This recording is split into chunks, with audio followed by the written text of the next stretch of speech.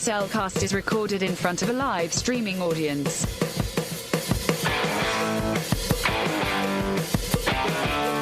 That's actually the wrong thing now that I realize, because we're not recording in front of a live streaming audience. Yeah.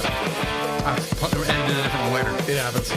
Hello and welcome to another episode of The Cellcast. Reaction. Joining me today is a man who's more than meets the eye.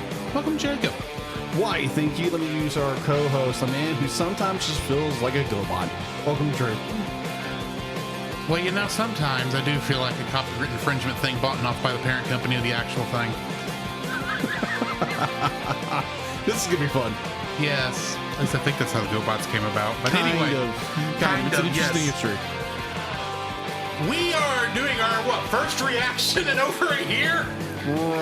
Yeah, about a year. About? Yeah, life gets in the way, guys. Guys and gals, you understand that. And there just really wasn't that much after a certain point last year. Yeah, it's true. Except for Wish and Boy and the Heron and a couple other things we probably should have done, but never got around to doing. That is true. But today we are reacting to Transformers 1, which is not the first Transformers movie. It's like movie number, 15? Something like that, but it's more of an origin story to everything. It is. It's a prequel to the whole kit and caboodle. Yes. So normally we would give our thoughts before going to the movie theater, but A, we're out of practice. B, this is semi-last minute. Semi. We've been talking about it all weekend. It's just this was the first day we actually got to go. Yeah, kind of semi-truck. Oh, yeah, sorry. That took me too long to figure out what you were getting at. But, yeah, so we don't have our pre-movie thoughts for you this time. We'll try that some other time. However, we do have our spoiler-free thoughts.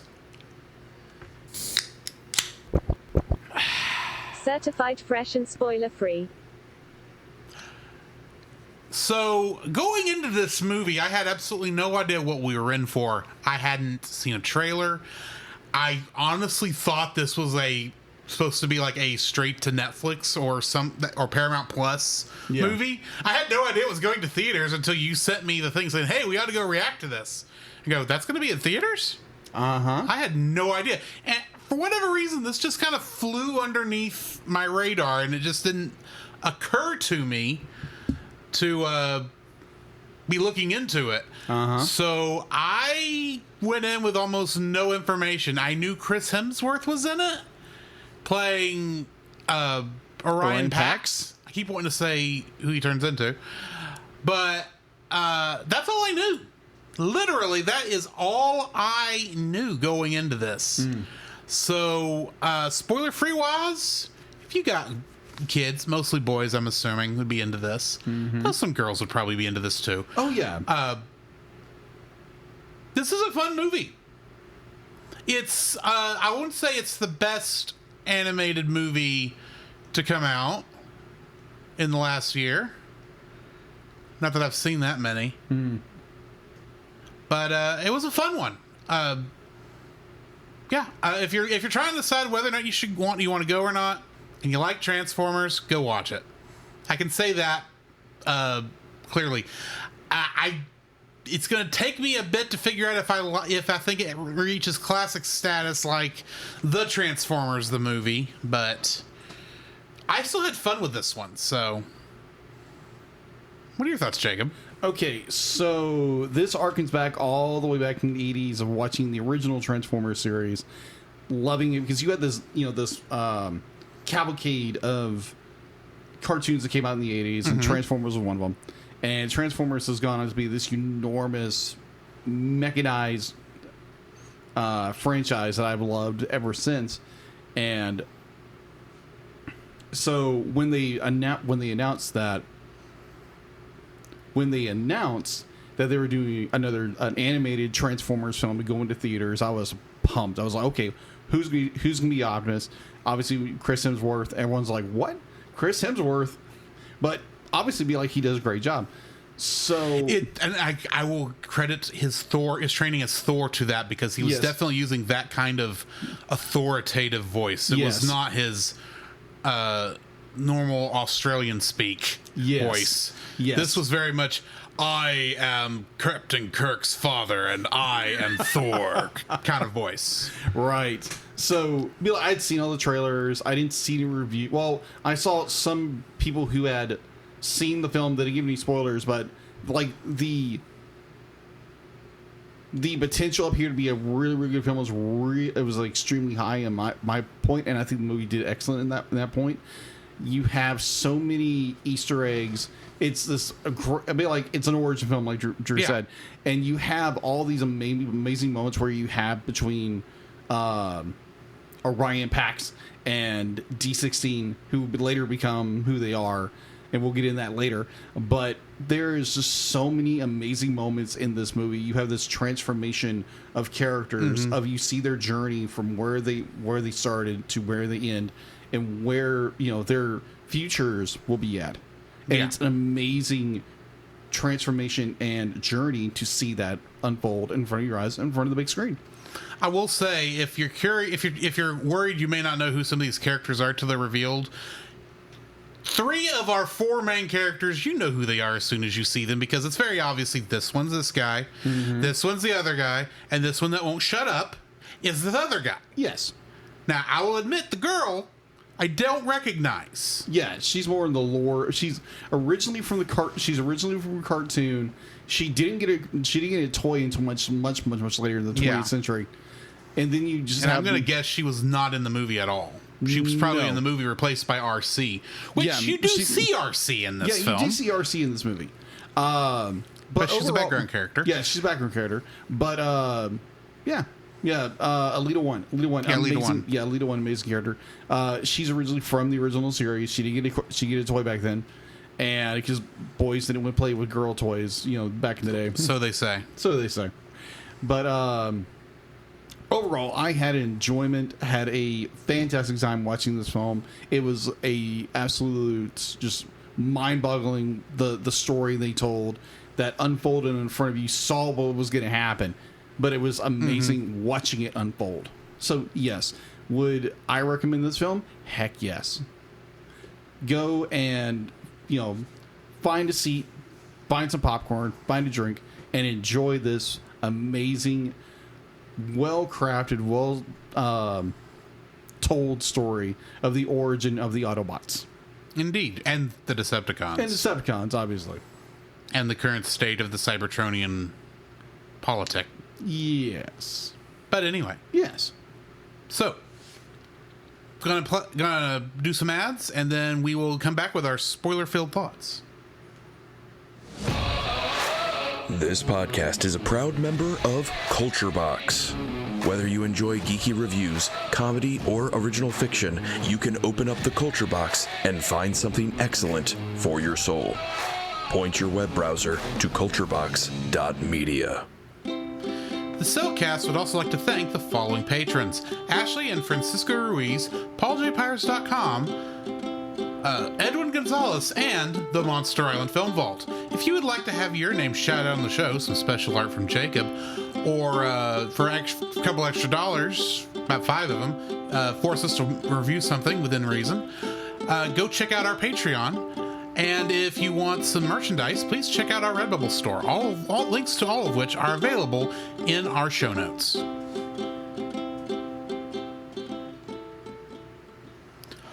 The following is a spoiler-filled reaction to the film Transformers 1. Listener discretion is advised. I get the feeling that you're a little bit more amped coming out of this film than I am. Yeah. So why don't you geek out first? Oh my gosh, people. Brace yourself for the nerdum that's going to come. It is amazing. Admittedly, my show was Beast Wars. Same. I don't have as much nostalgia for the original show outside of the movie. So that is fair. That is completely fair.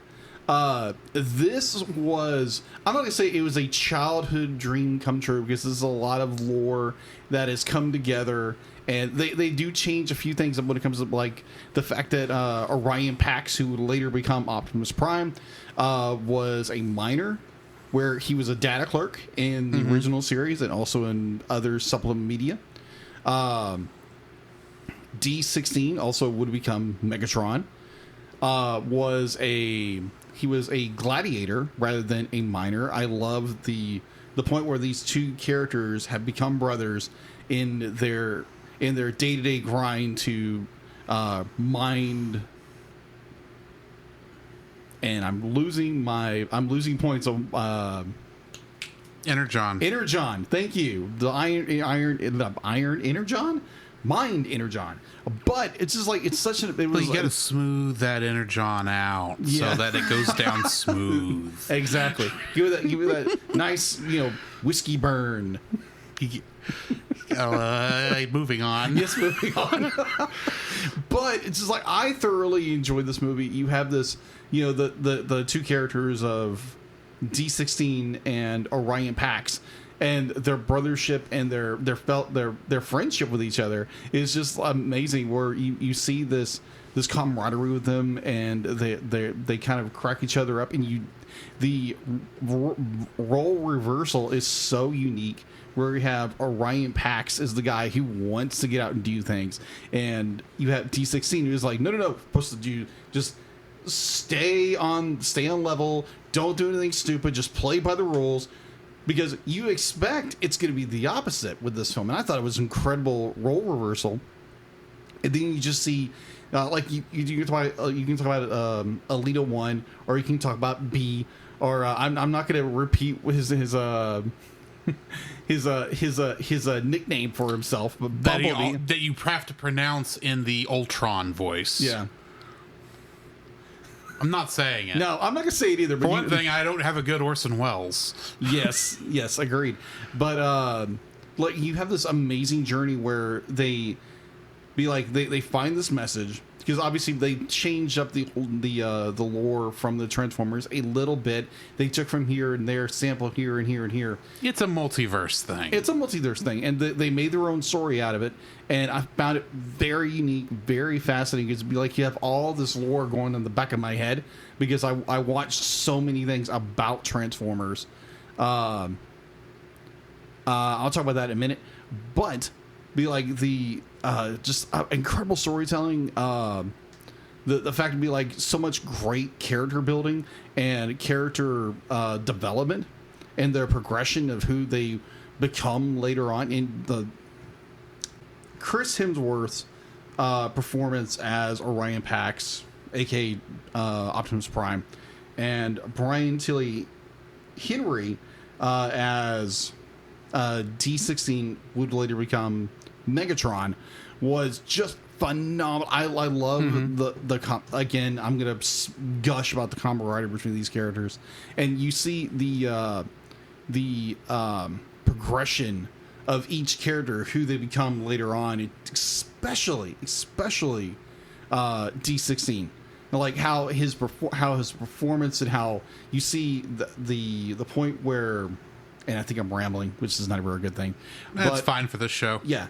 But overall, I thoroughly enjoyed all the Easter eggs. I enjoyed the character's progression. You might call it evolution, but it's progression of a character's story arc to, who they become later, how D16, Megatron, like his feelings of betrayal, and how two characters take a situation where, who's the main bad in this movie again?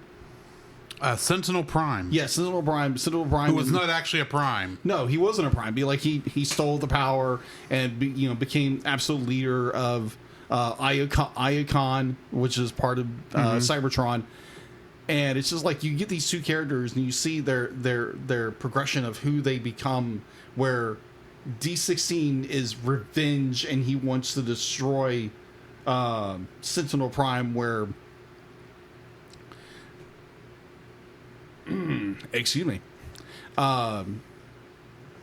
Orion Pax Pax is wanting to be like, okay, we need to bring this guy to justice and whatever. So you see these characters, you see that friendship starting to break into go into different directions, and they, of all people, be like, okay, we need to gather an army, and they discover this the elite guard.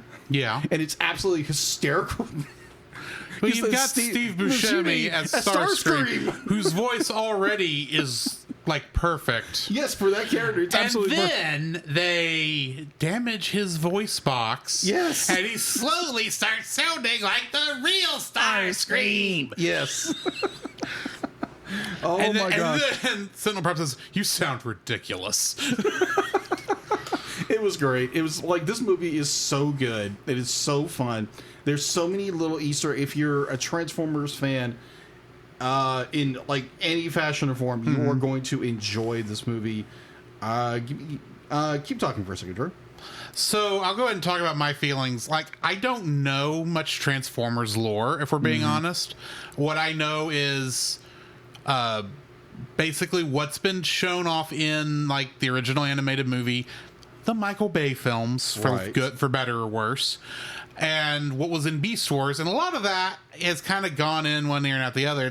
And no offense to Transformers, it's not my show. Fair. It's not my fandom. I appreciate it for what it is. Don't get me wrong; it's cool to watch, and I appreciate, especially with the original movie, a lot of stuff going into it. But I don't geek out about it as much. So I'm going into this, and I'm seeing, okay, I'm looking at this with as fresh eyes as humanly possible for someone who knows who the Transformers are. And so I'm watching and going, okay, I like how, honestly, I see Optimus Prime, or sorry, Orion Pax, I should say. And my first thought is, oh, look, it's Thor from Thor Ragnarok. Because that's kind of how he's playing it. It's very much I'm going to, not necessarily I'm going to be the hero, but I want to do all this cool stuff and figure out all this stuff. And it's kind of that kind of the adventurous type. It's the adventurous type. It's not the Shakespearean till all are one. One shall stand, one shall fall. It's not Peter Cullen. No. Okay, he gets to Peter Cullen. Don't get me wrong, but it's not Peter Cullen.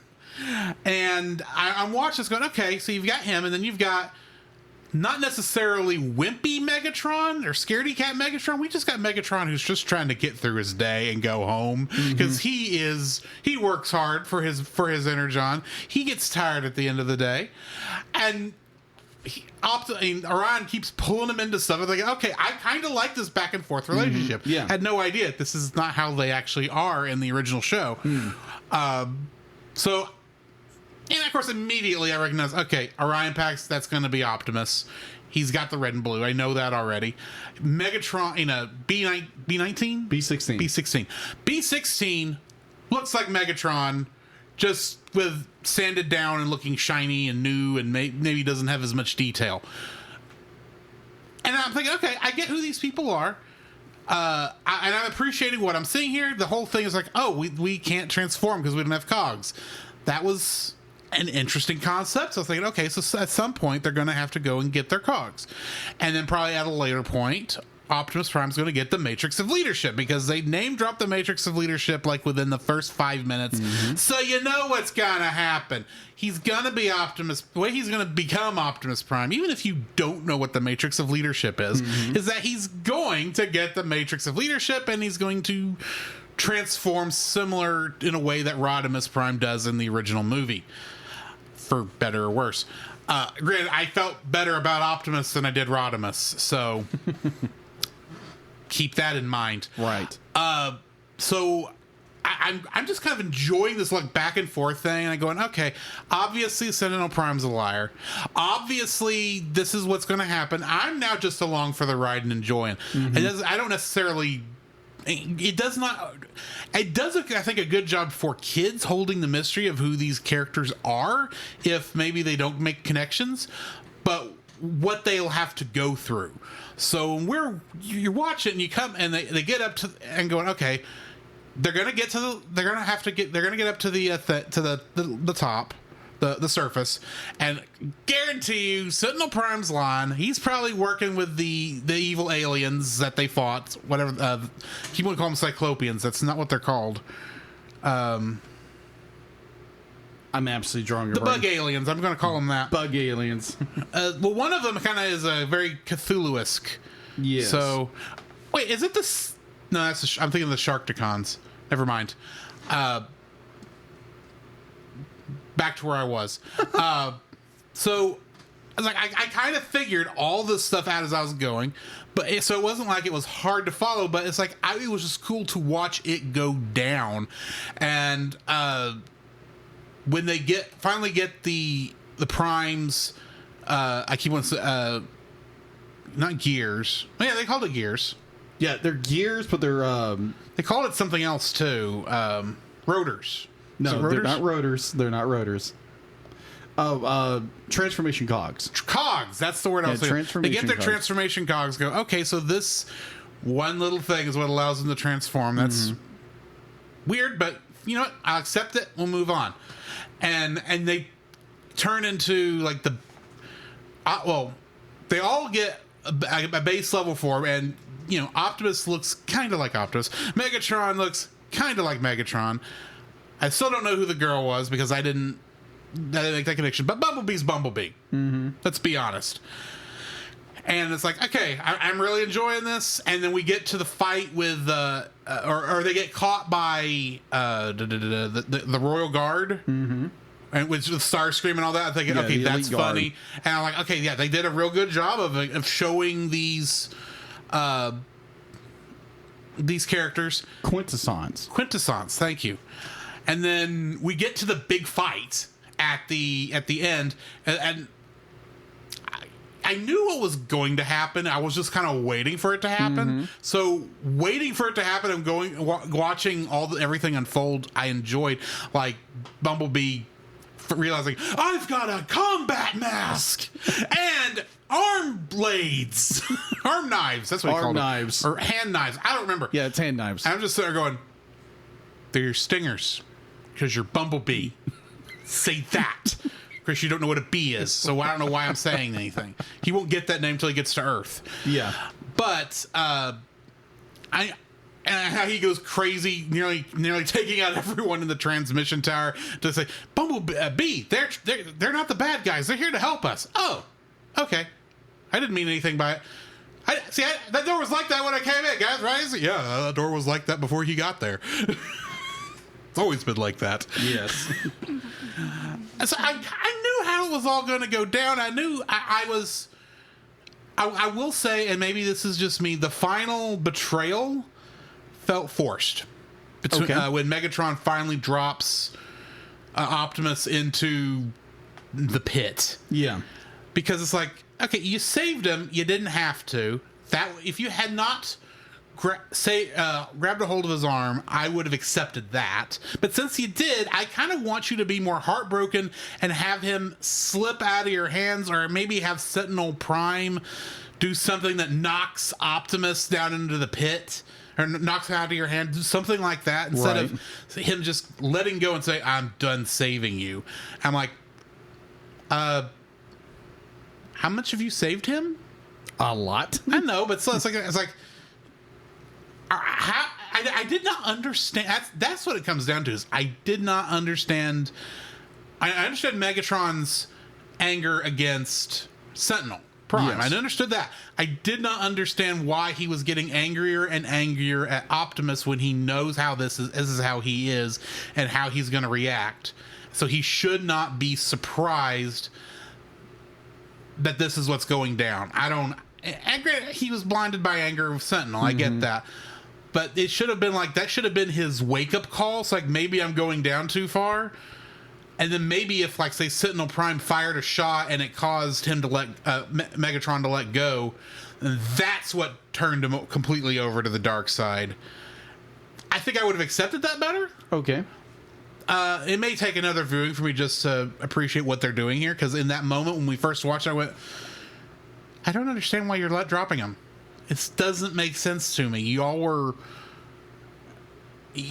if you were truly brothers in that sense, obviously not by birth, but by friendship, why would you ever let him go? Even if he did something that made you horribly, even when he did something like this, why would you ever let him go and just say, I'm done? To me, that doesn't work. Okay. But that's just my opinion. That's fair.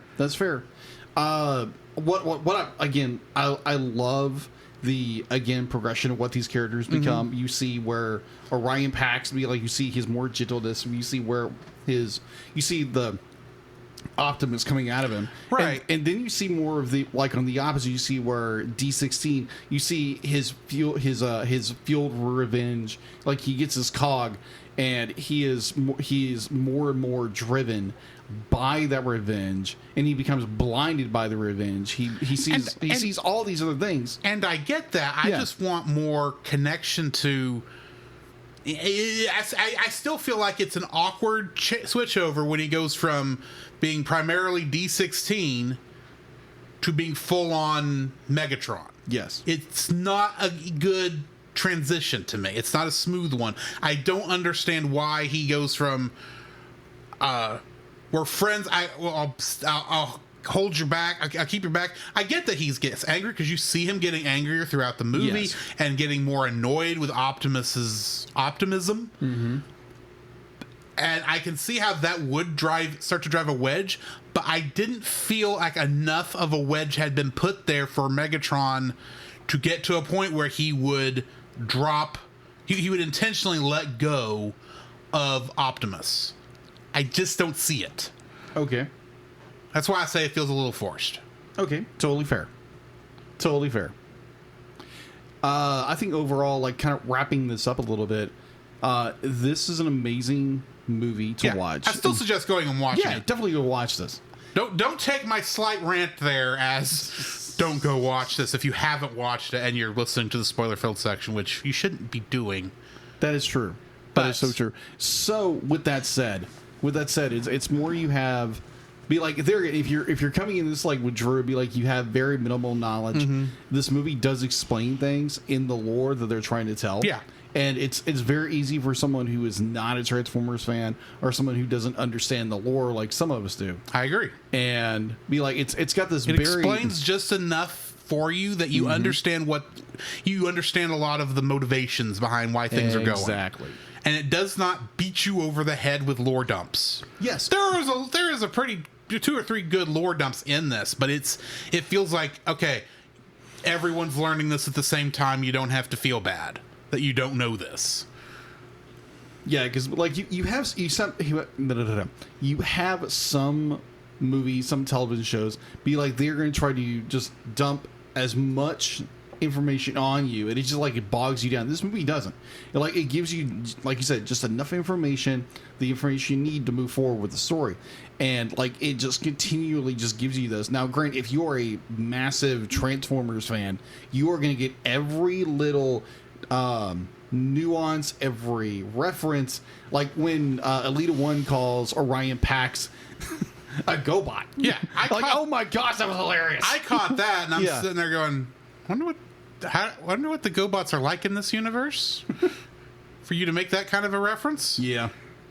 But just overall, I enjoyed this film. It is a movie that I think everybody should watch because if you're not a Transformers fan, it gives you enough information where you're going to enjoy it. And if you're a casual fan or someone who knows more about or you grew up watching Transformers, you are going to love this.